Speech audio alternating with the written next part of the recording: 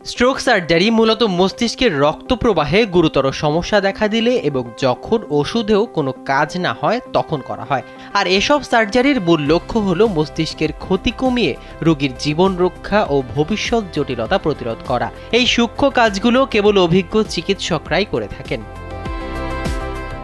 তবে এবার ঘটেছে এক অবাক করা ঘটনা, যা শুনলে আপনিও চমকে উঠবেন। সম্প্রতি যুক্তরাষ্ট্র ও স্কটল্যান্ডের দুই চিকিৎসক রোবট ব্যবহার করে একটি স্ট্রোক সার্জারি সম্পন্ন করেছেন। বলা হচ্ছে রোবট ব্যবহার করা এটিই বিশ্বের প্রথম স্ট্রোক সার্জারি। স্যান্ডেলিনা সো, রূপচর্চায় আভিজাত্য।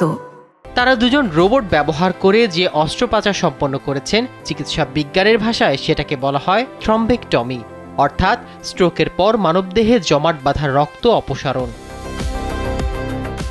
স্কটল্যান্ডের ডান্ডি বিশ্ববিদ্যালয়ের অধ্যাপক আইরিস গ্রুনওয়াল্ড ও যুক্তরাষ্ট্রের নিউরোসার্জন রিকার্ডো হ্যানেলের মাধ্যমে চিকিৎসা বিজ্ঞানে ইতিহাস সৃষ্টি করেছেন।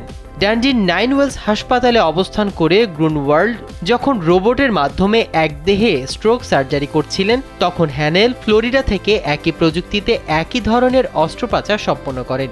দূরবর্তী এই ট্রান্স আটলান্টিক অপারেশন চিকিৎসা বিজ্ঞানে এক যুগান্তকারী পদক্ষেপ বলে বিবেচিত হচ্ছে। চিকিৎসকেরা 4টি সংরক্ষিত মানবদেহে এই প্রক্রিয়া সফলভাবে সম্পন্ন করেছেন, যা আগে শুধু প্রাণীর উপর করা হয়েছিল। লিথুয়ানিয়ার সেন্টান্টে কোম্পানির তৈরি রোবট ব্যবহার করে এই অভিযান পরিচালনা করা হয়। অধ্যাপক গ্রুনওয়াল্ড বলেন, মনে হচ্ছিল আমরা ভবিষ্যতের এক ঝলক দেখছি।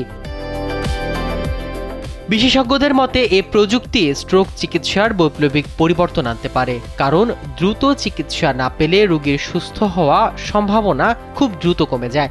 এই রোবোটিক প্রযুক্তি দূরবর্তী অঞ্চলেও দক্ষ চিকিৎসা পৌঁছে দিতে পারবে, যা স্বাস্থ্য সেবায় বৈষম্য কমাতে সহায়ক হবে।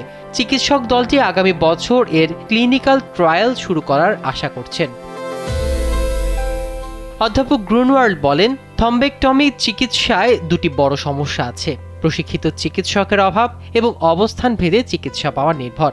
প্রতি 6 মিনিট দেরি হলে রোগীর ভালোভাবে সুস্থ হওয়ার সম্ভাবনা 1% কমে যায়।